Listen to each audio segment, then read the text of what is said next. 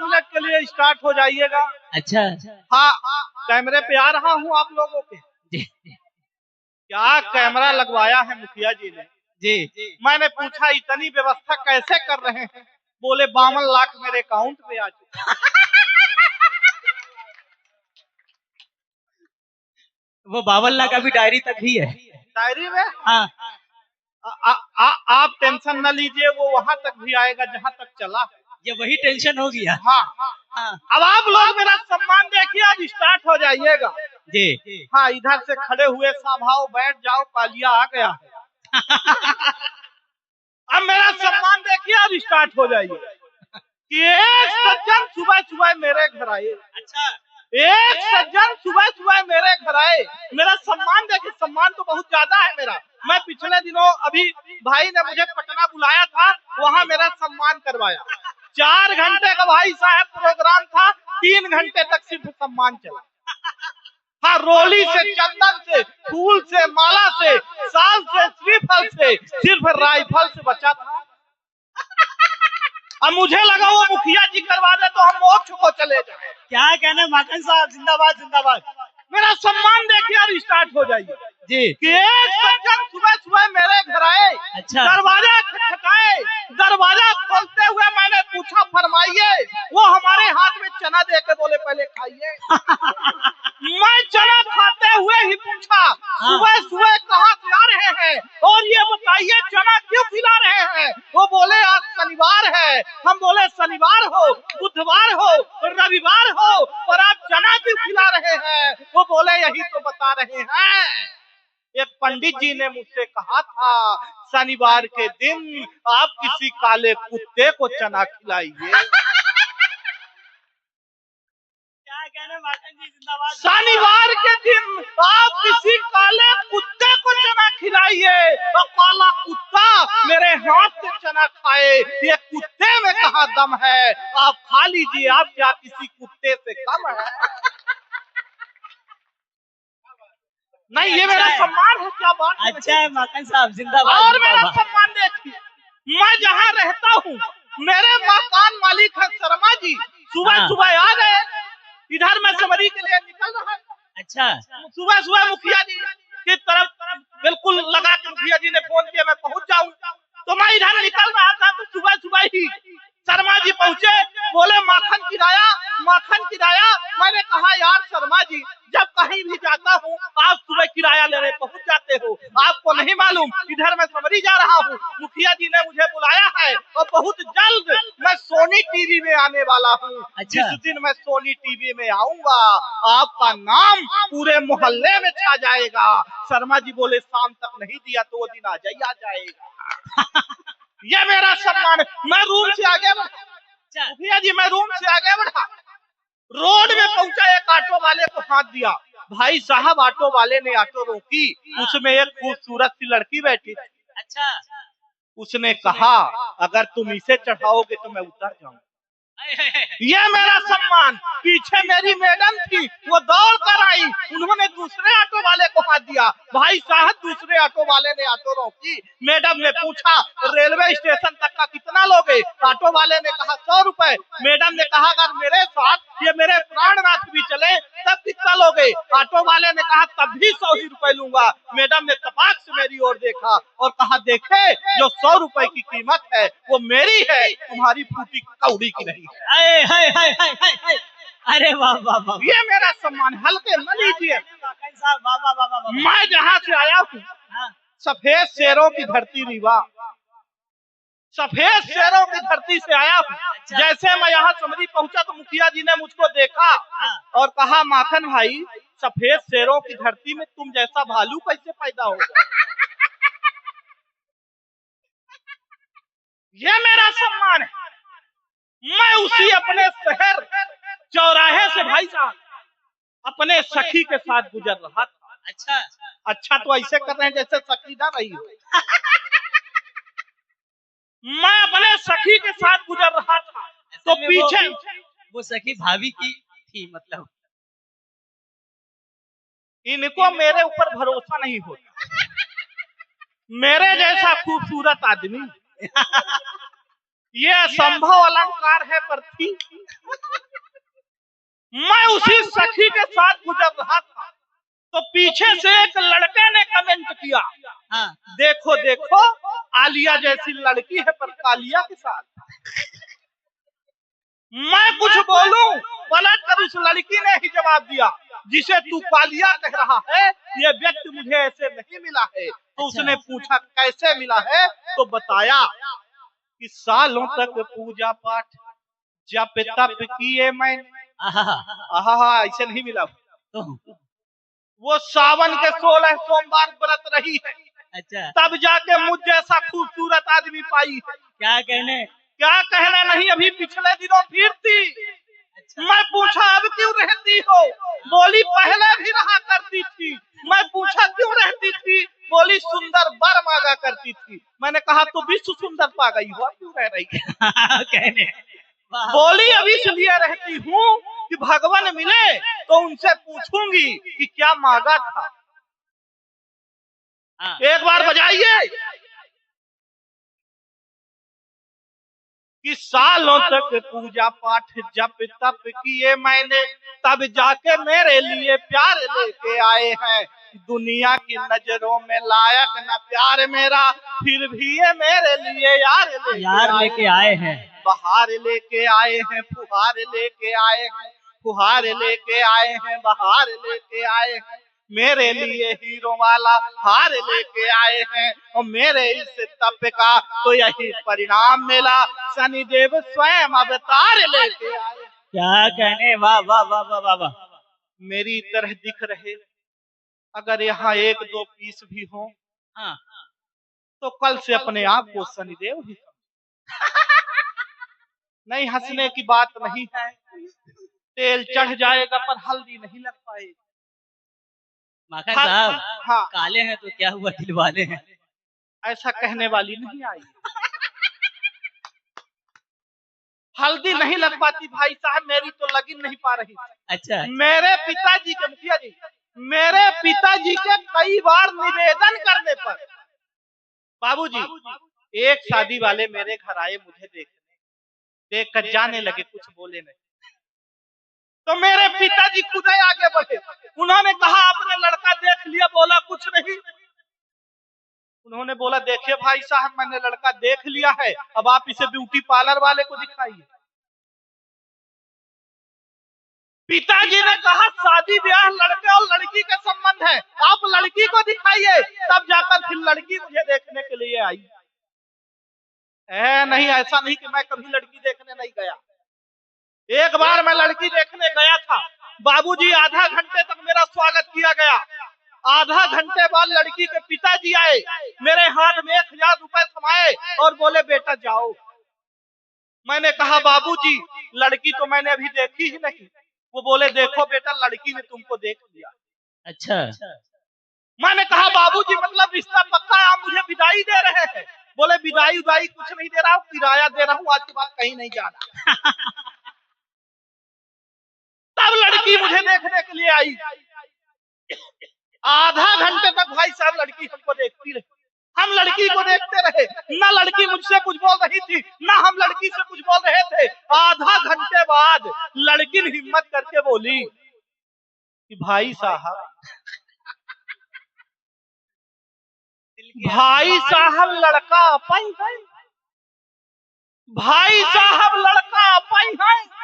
मैंने कहा जी बहन जी हम ही हैं। राखी बंधवा लिए का? फिर उसने पूछा जब हम आपसे विवाह कर लेंगे तो आप मुझे क्या मानेंगे? मैंने कहा जिंदगी। उसने कहा लानत है ऐसी जिंदगी पर जो आपसे विवाह करना पड़ जाए। एक बार और बजाइए। टेंशन में नहीं बैठना। माखन जी ऐसा लग रहा है कि दिल की अरमा आंसुओं में बह गया। हाँ, दिल के अरमा आंसुओं में बह गए। हाँ।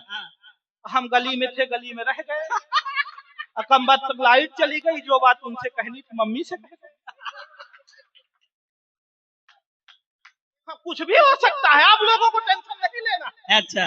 टेंशन कब कहाँ कैसे आ जाए भाई साहब किसी को पता नहीं। अच्छा। मुझे आया, मैं आप तक पहुंचा रहा हूँ कि मैं मस्त मौला आदमी। जागे हाँ, टेंशन। मैं मस्त मौला आदमी एक दिन रास्ते से जा रहा था, एक खूबसूरत लड़की ने मुझ जैसे खूबसूरत आदमी से लिफ्ट मांगा। मेरे लिए तो यही टेंशन की बात थी, पर मैं बहुत अच्छा आदमी, भाई साहब लिफ्ट दिया। कुछ दूर जाने के बाद उसे चक्कर आने लगे, मुझे और टेंशन हो गई। मैं उसे सीधे हॉस्पिटल लेकर पहुंचा। 10 मिनट बाद डॉक्टर आया, बोला बधाई हो भाई, आप बाप बनने वाले हो। हाय हाय हाय हाय हाय। बोला बधाई हो भाई, आप बाप बनने वाले हो। मुझे और टेंशन हो गई। मैंने कहा कदापि नहीं, होने वाले बच्चे का बाप मैं नहीं हूँ। तभी वो लड़की आ गई, बोली नहीं यही है, तो और टेंशन हो गई। आहा, भाई साहब मेरा मेडिकल चेकअप कराया गया और रिपोर्ट ये आई, मैं तो कभी बापा ही नहीं बन सकता, और टेंशन हो गई।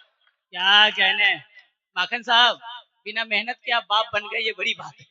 अरे फिर मुझे ख्याल आया, घर में मेरे 2 बच्चे, वो किसके, और टेंशन हो गई।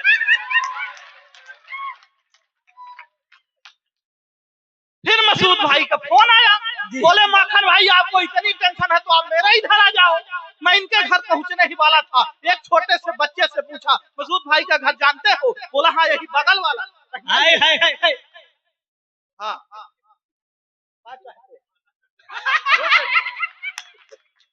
नहीं ऐसे पहना रहे थे कि जैसे लपट जाएंगे, मेरा हो गया यहीं से। ऐसा लग रहा है कि माला अब ऊपर आने वाला है। आपका हो गया, अब नहीं होगा, नहीं होगा।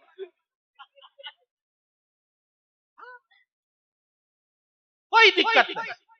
मसूद भाई के घर में पहुंचने ही वाला था, एक छोटे से बच्चे से पूछा मसूद भाई के घर जानते हो? बोला हाँ यही बगल वाला, जहाँ से मियाँ बीबी की लड़ने की आवाज आ रही। मैंने पूछा तुम उन्हीं के बेटे हो? बोला इसी बात पे तो अंदर झगड़ा चल रहा है। टेंशन समाप्ति नहीं हो रही, पर मेरा भाई साहब किसी तरह से विवाह लगा, लगा का लगा रह गया, हो नहीं पाया। जैसे मेरा विवाह लगा उसके बाद कोरोना काल लग गया, लॉकडाउन लग गया। सब होने वाली अपनी दुल्हन से वीडियो कॉल में बात कर रहे थे, मैं नहीं कर पाया। दादा भाई मैं अगर कर लेता तो वो देख लेती, तो मैंने उसे बताया कि कहाँ मिलो तो क्या हो सकता कि फोन में ही की है बात। एक बार बजा दीजिए जोर से कि फोन में ही की है बात, दिन दिन रात रात 4G का लाभ एक दिन ना उठाया है। प्रेम में पड़े हुए थे, प्रेम में जड़े हुए थे, प्रेम प्याला पी के प्रेम प्रेम गीत गाया है। मैं गीत भी बहुत अच्छा गाता हूँ, ये आप लोगों का आज परम सौभाग्य है कि मैं नहीं गा रहा हूँ। नहीं जब मैं गाता था, हाँ चढ़ाओ,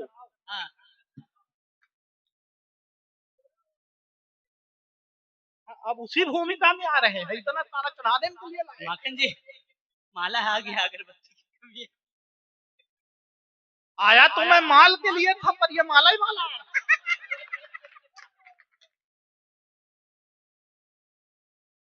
हाँ भाई तेरी दुआ रही तो हो जाएगी। भाई साहब जब मैं गाता था तो मेरे पिताजी कहते थे बेटा तू रेडियो में गाया कर, बेटा तू रेडियो में गाया कर। मैं पूछा क्यों पिताजी?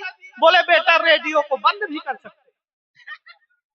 फिर मैं विद्यालय में गया तो मेरे गांव वालों ने कहा बहुत अच्छा गाता है, इसको बॉम्बे भेजो, बहुत अच्छा गाता है, इसको बॉम्बे भेजो। फिर मैं बॉम्बे गया और बॉम्बे में गीत गाया तो बॉम्बे वालों ने भी कहा बहुत अच्छा गाता है, जहाँ से आया है वहीं भेजो। क्योंकि जैसे मैंने जिंदाबाद जिंदाबाद बॉम्बे में भाई साहब जैसे मैंने अपना सुर लगाया, सुर असुर का रूप धारण कर लिया। मैंने तरन्नुम छेड़ा तो लोग जहन्नुम की ओर जाने लगे। मुझे उसी एक गीत में 2 अवार्ड मिले, छोटा अवार्ड गीत शुरू करने के लिए और बड़ा अवार्ड गीत बंद कर देने के मिला। तब से नहीं गाता हूँ, एक बार और बजाइए। हाँ नहीं मैं विद्वान आदमी, पढ़ा लिखा आदमी बाबूजी। एक बार तो मैंने अर्जी लिखी थी कि सेवा में श्रीमान प्रधानाचार्य महोदय, विद्यालय बिंदी बिंदी बिंदी विषय फीस माफ करने हेतु आवेदन पत्र। मान्यवर निवेदन है कि मैं घर से 1500 रुपए फीस के लेके निकला था। रास्ते में मेरी गर्लफ्रेंड पूजा मिल गई, उसके ऊपर इंप्रेशन जमाने के चक्कर में मेरी मति मारी गई। मैं उसे चौपाटी लेके निकल गया, वहीं उसको खिलाया पिलाया, 1500 रुपए वहीं उड़ाया। तभी मैंने देखा सर आप भी आरती मैडम के साथ वहां आए हुए और अपने हाथों से उन्हें चाउमीन खिला रहे हैं। उसका मैंने वीडियो बना लिया है। कल तक अगर मेरी फीस नहीं हुई माफ तो आपका पर्दाफाश, आपके ही नक्शे कदम पर चलने वाला आपका एक आज्ञाकारी शिष्य माखन चोर कक्षा 4। क्या कहने, चलने दीजिए।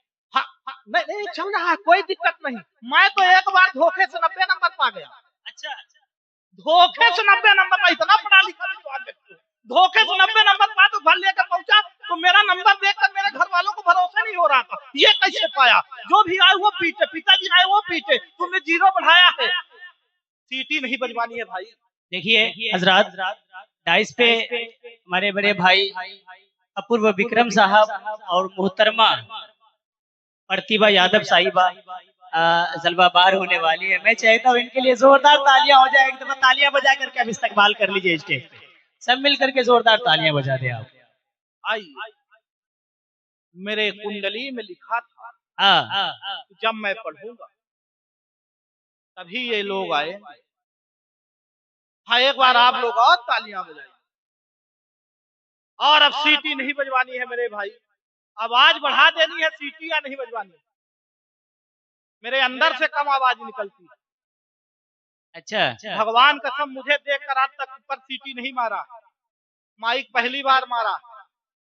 हम मजाक का विषय नहीं। मैं घर पहुंचा 90 नंबर लेकर के। बैठिए मुखिया जी, आप कहाँ जा रहे हैं? हाँ पूर्व भाई आ गए हैं, कोई दिक्कत नहीं, हम नहीं जाएंगे, वैसे भी लेट ही आए। कोई दिक्कत नहीं। मैं घर पहुंचा लेकर के अपनी 90 नंबर की मार्कशीट। मेरे घर वालों को भरोसा नहीं हो रहा था भाई साहब। जो भी आए वो पीटे, मेरे पिताजी आए वो पीटे, तुमने 0 बढ़ाया है। मेरी माता जी आए वो पीटे, तुमने 0 बढ़ाया है। मेरी दीदी आए वो पीटे, तुमने 0 बढ़ाया है। जबकि मैं कसम खा के कह रहा था मैं 0 नहीं बढ़ाया था। मैं तो मुखिया जी की कसम खा के कह रहा हूँ मैं 0 नहीं बढ़ाया था, मैं तो 9 बढ़ाया था। 9 विद्वान व्यक्ति हल्के में ले रहे हैं। फोन में ही है बात, फोन में ही है बात। अच्छा, दिन दिन रात रात थोड़े जी का लाभ है कि दिन ना उठाया है। प्रेम में पड़े हुए थे, प्रेम में जड़े हुए थे, प्रेम में प्याला पी के प्रेम गीत गाया है। बरमाला हाथ में थी, सखिया भी साथ में थी, सखिया भी साथ में थी, बरमाला हाथ में थी। दुल्हन ने देखते ही जोर से चिल्लाया है कि एक प्रश्न पूछती हूँ आप ही बताएं नाथ, मुखड़ा पति का किस सांचे से बनाया? क्या कहने बाबा बाबा। अब उस पगली को क्या मालूम प्रभु जिस सांचे से मुखड़ा बना रहे थे मैं वो सांचा ही हूँ। मैं यही सांचा लेकर डॉक्टर साहब के पास पहुंचा। मैंने कहा डॉक्टर साहब इस सांचे में भी कुछ हो सकता है? बोले बिल्कुल हो सकता है। मैंने पूछा कितने में? बोले 5 लाख में। मैंने कहा इससे कम में? बोले बिल्कुल नहीं। मैंने कहा डॉक्टर साहब अगर प्लास्टिक में अपने घर से दे दूं तो? नहीं माने, मत मानिए, मैं इधर समरी जा रहा हूँ और मुखिया जी ने मुझे बुलाया है, मेरे गले में खराश है, कुछ तो दवा दे दीजिए। बोले हाँ बेटा ये कर सकता हूँ। मैंने कहा वही कर दीजिए। हाँ इधर थोड़ा चहल पहल हो गई, एक बार ताली आप लोग भी बजा दीजिए। हाँ ऐसा नहीं कि कभी मैंने प्रेम नहीं किया है आपको, आप लोग सिर्फ प्रेमी आदमी फोन खड़े हुए हैं।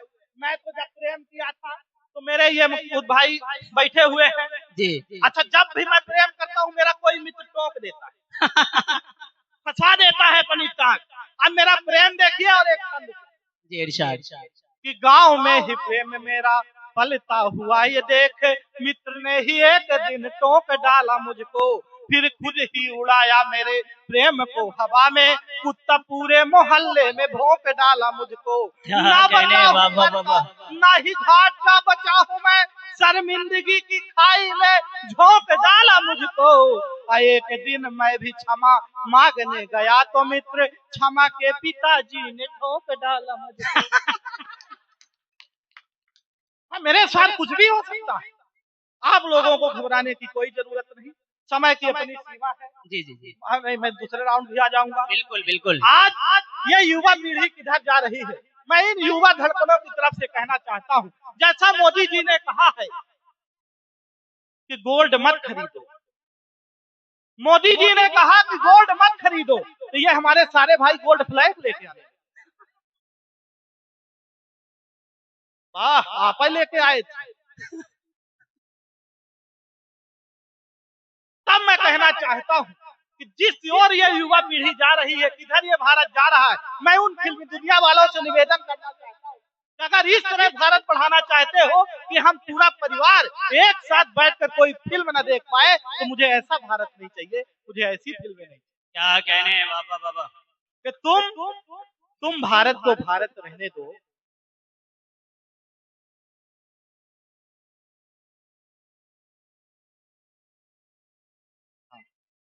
आप ऐसा लोगे, कोई दिक्कत नहीं है, धीरे धीरे आएगा आपके पास।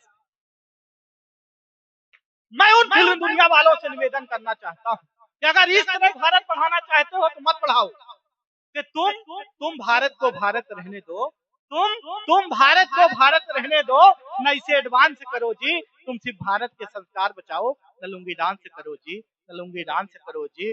शीला की ये भरी जवानी जान रहे हो तुम, ओए ओए ओए ओए हनी सिंह पहचान रहे हो तुम, ये 2-4 बाटल के चक्कर में बस ओए ओए ओए ओए होता है, यही तमाशा देख के घर का हर बच्चा यूं खोता है। भारत को न चीन न जापान न ये फ्रांस करो तुम सिर्फ भारत के संस्कार बचाओ, न लुंगी डांस करो तुम, न लुंगी डांस करो तुम। मेरे भाई अपूर्व विक्रम साहब बैठे हैं, उनसे प्रभावित होकर मैं 1.5 मिनट की रचना पढ़ना चाहता हूँ। आप सभी से एक जी, इरशाद हो। सवाल कि आप लोगों ने भी सुना होगा, हमारे रहनुमाओं द्वारा ये कहा जाता है, शहीदों की चिताओं पर लगेंगे हर बरस। किसने देखा है? मैंने आज तक नहीं देखा।